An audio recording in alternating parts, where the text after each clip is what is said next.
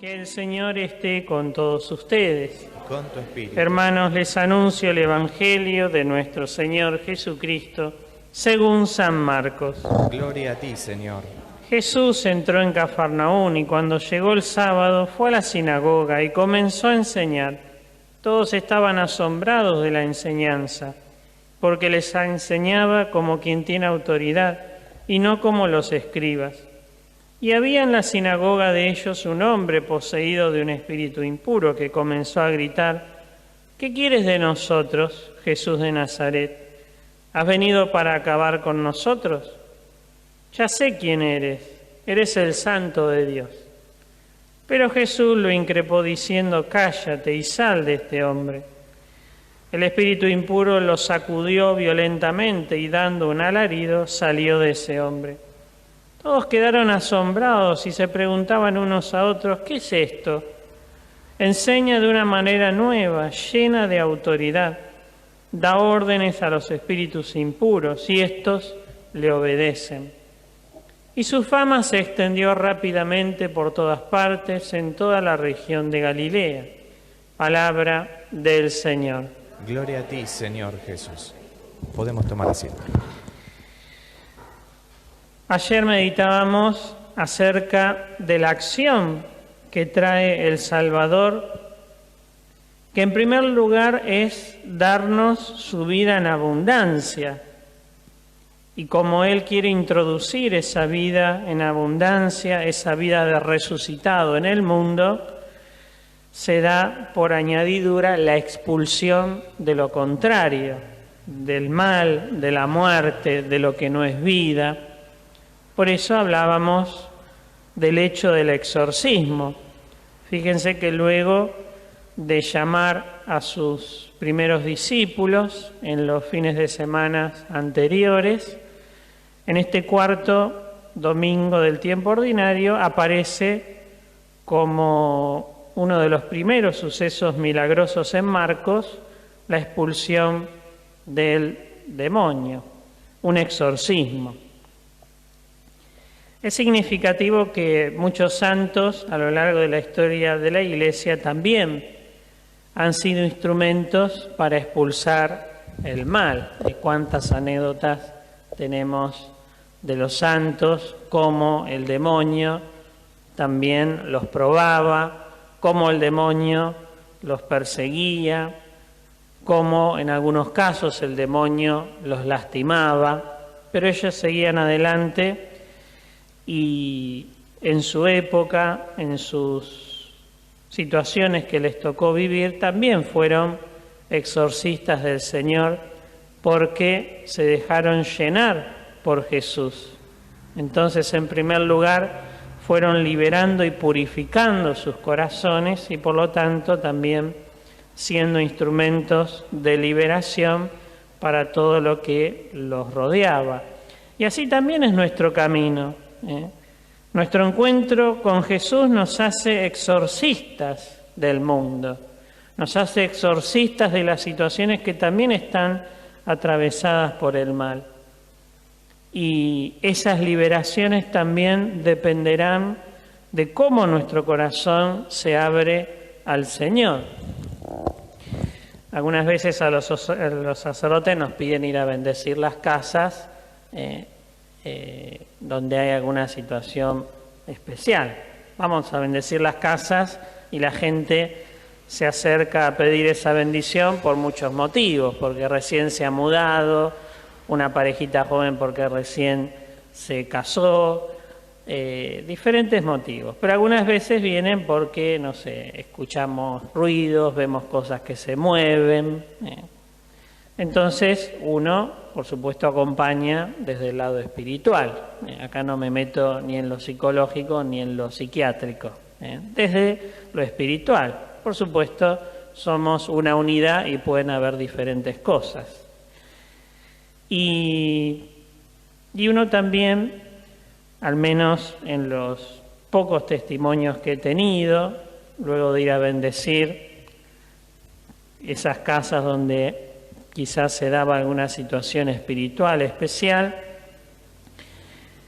invitaba a las personas que vivían allí a que se acercaran a misa, a que se acercaran a recibir a Jesús en la comunión, a que tuvieran una vida de oración. Y es significativo que en los casos donde sí han accedido, la casa sí se fue liberando. En otros casos donde no hay una conversión de las personas que habitan en esa casa, siguen con lo mismo. Porque el gran exorcismo lo da justamente el corazón que se llena de la gracia de Dios. Y ese corazón que todos los días habita en esa casa, si se va abriendo a Dios, va expulsando de esa casa la influencia del mal. Así que el primer exorcismo debe darse en nuestro propio corazón.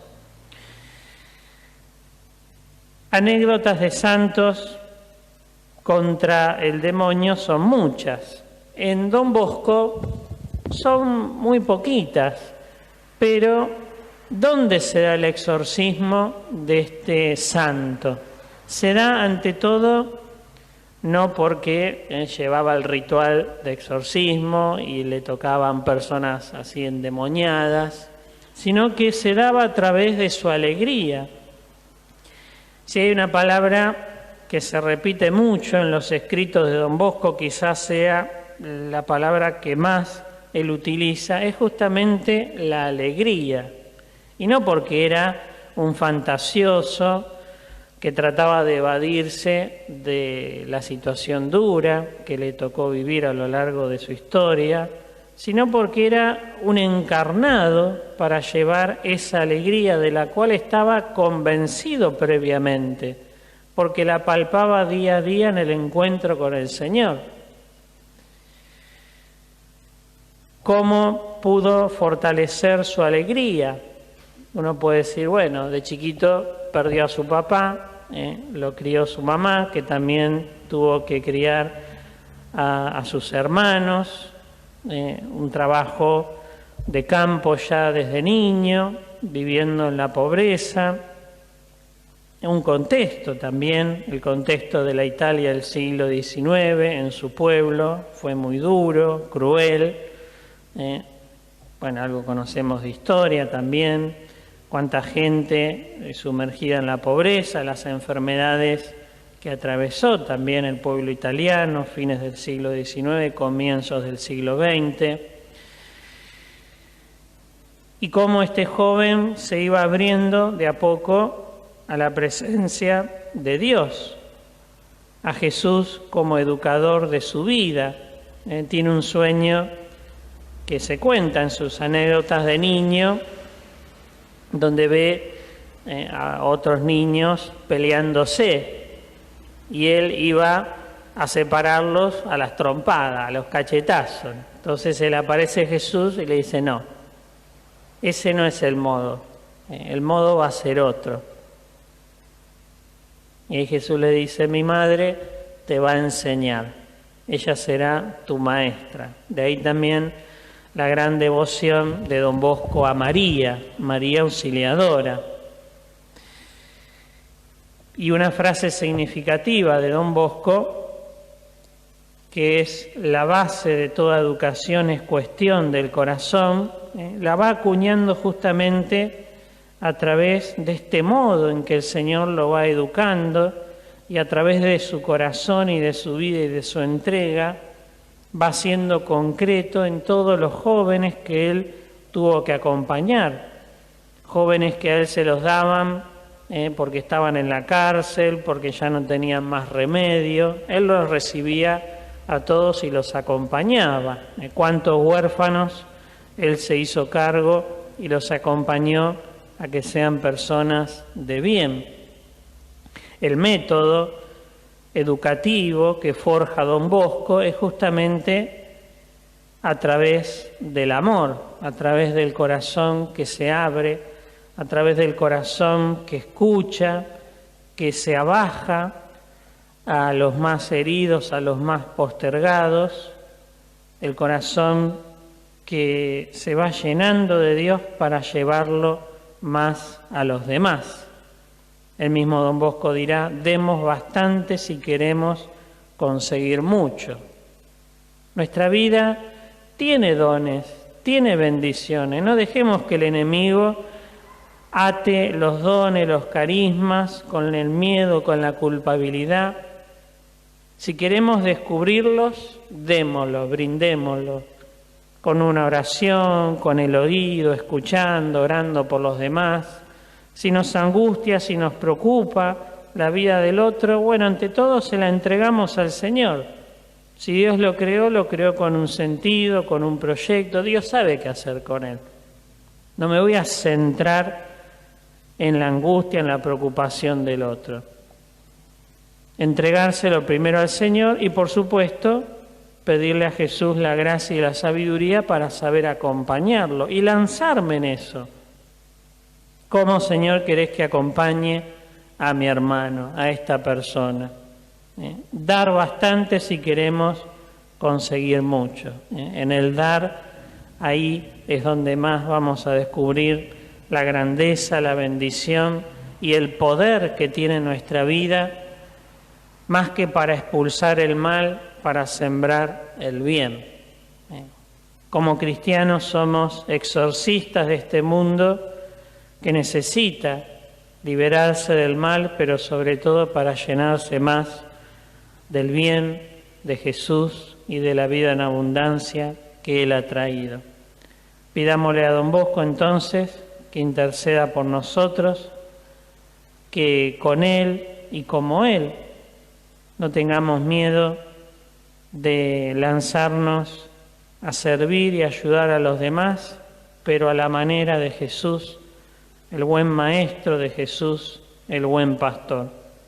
Una última frase que él decía, respeto a todos, pero miedo a ninguno. Quedémonos también con esa frase, respetarlos como obra de Dios, incluso con sus miserias, respetarlos por el potencial que tienen de ser santos, de convertirse, de vivir como hijos de Dios. Y en ese respeto ayudarlos sin ningún temor. Que así sea.